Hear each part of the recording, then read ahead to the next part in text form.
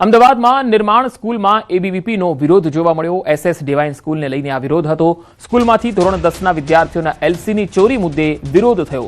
Marksheet સહિતના document ચોરી થવા મુદ્દે રજૂઆત થઈ। કોર્ટમાં મામલો હોવાનો આચાર્યએ દાવો કર્યો છે।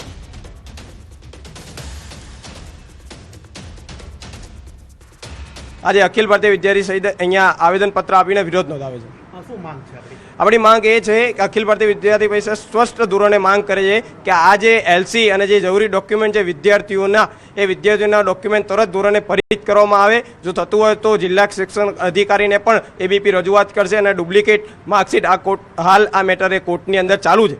એબીપી જે પણ વિદ્યાર્થીઓનું પરિષદનું જે આંદોલન હતું, એસએસ ડિવાઇન હાઈસ્કૂલ જે અમારા ટોટલી શાશ્વતભાઈ કાપડિયા સાહેબ આખું એનું સંચાલન કરતા હતા અને જે પણ કંઈ મેટર છે એ દરેક અરજી સાથેની જે પણ કંઈ બાબતો છે બધી કોર્ટમાં અમે જમા આપી દીધી છે। જ્યારે કોર્ટ એનો ચુકાદો આપે અને જે નિર્ણય આપે બધાને માન્ય રહેશે। સાળંગપુર કોપીરાઇટ મામલે સ્પષ્ટતા। શ્રી કષ્ટભંજન દેવ હનુમાનજી મંદિરની સ્પષ્ટતા। કોપીરાઇટ કિંગ ઓફ સાળંગપુરની મૂર્તિની સુરક્ષા માટે છે। હનુમાનજી તો સૌના છે એવું મંદિર તરફથી કહેવાયું છે। છેલ્લા કેટલાક સમયથી એવી ચર્ચા ચાલી રહી છે કે સાળંગપુર શ્રી કષ્ટભંજન દેવ હનુમાનજી મંદિરે હનુમાનજીના કોપીરાઇટ્સ કરાવી લીધા છે અને હવે કોઈ ભક્ત સંસ્થાની મંજૂરી વગર નવું મંદિર કે હનુમાનજીનું નામ રાખી શકશે નહીં। તો મંદિરે આ બાબતને ખોટી ગણાવી।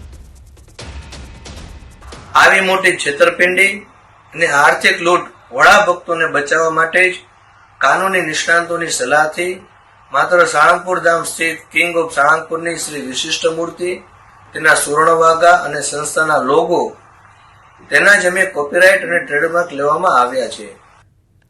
ગીર સોમનાથના પાંડેરી ગામે શાળાના વિવાદ અંગે ગ્રામજનો દ્વારા અનોખો વિરોધ નોંધાવવામાં આવ્યો। ગામના તમામ વાલીઓએ બાળકોને શાળાએ ન મોકલવાનો નિર્ણય લીધો। શાળાના પ્રિન્સિપાલની મનમાની અને અયોગ્ય કામગીરીના કારણે શિક્ષણનું સ્તર કથળ્યાનો ગામજનોનો આરોપ છે। તેમજ એસએમસીની બેઠક પણ નિયમિત રીતે બોલાવવામાં આવતી ન હોવાનો પણ આક્ષેપ થયો। સ્થાનિકોના જણાવ્યા મુજબ છેલ્લા કેટલાક વર્ષોથી વિદ્યાર્થીઓની સંખ્યા પણ સતત ઘટી રહી છે।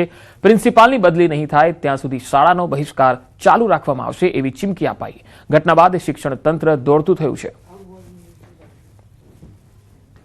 એક પણ કાર્ય જે પ્રિન્સિપાલ તરીકે એને કરવાનું હોય તે કર્યું નથી। શિક્ષણ બાબતે એને બહુ ઢીલાસ રાખી છે। બાળક માની લો કે 10 દિવસ શાળાએ ન આવે છતાં તે વાલીને જાણ નથી કરતા। ઘણા બાળકો તો એવા છે ચાલુ નિશાળે વહી જાય, એ લોકો તે પણ ધ્યાન નથી દેતા। જ્યાં સુધી આ મુદ્દાનું કોઈ નિરાકરણ નહીં આવે, પ્રિન્સિપાલની અહીંથી બદલી નહીં થાય ત્યાં સુધી અમારી લડત ચાલુ રહેશે। પ્રિન્સિપાલ તરીકેની એને એકય ફરજ નિભાવી નથી। એસએમસીની સમિતિની રચના એને 3 થી 4 વર્ષ પહેલા કરેલી હશે, એ કોઈ ગામજનોને કે એસએમસીના સભ્યોને કોઈને ખ્યાલ નથી। કોઈ દી એસએમસીની નવી નિમણૂક નથી કરી ને સાઈનું પોતાની રીતે એજન્ડામાં ખોટી કરેલી છે। ને અમારો મુદ્દો આ ત્યાં સુધી ચાલુ રહેશે કે જ્યાં સુધી સાહેબની બદલી નહીં થાય। ગામના વાલીઓને મારો વિરોધ છે એટલે એ લોકો બહિષ્કાર કર્યો છે। જ્યારે એજન્ડા અમારે નિભાવવાનો સમય હોય ત્યારે એસએમસીના સભ્યો છે એ હાજર હોતા નથી।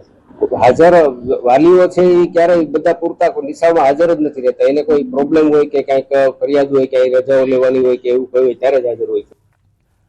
ભુજમાં ભોજન બાદ 30 થી વધુ બાળકોને ફૂડ પોઈઝનિંગ થયું। માધાપરમાં બાળકોને ફૂડ પોઈઝનિંગની અસર જોવા મળી। 3 થી 13 વર્ષના બાળકોને હોસ્પિટલમાં ખસેડાયા।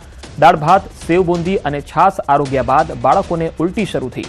છાશના કારણે તબિયત બગડી હોવાનું અનુમાન છે। આરોગ્ય વિભાગ દ્વારા અસરગ્રસ્ત વિસ્તારમાં ડોર ટુ ડોર સર્વે હાથ ધરાયો છે।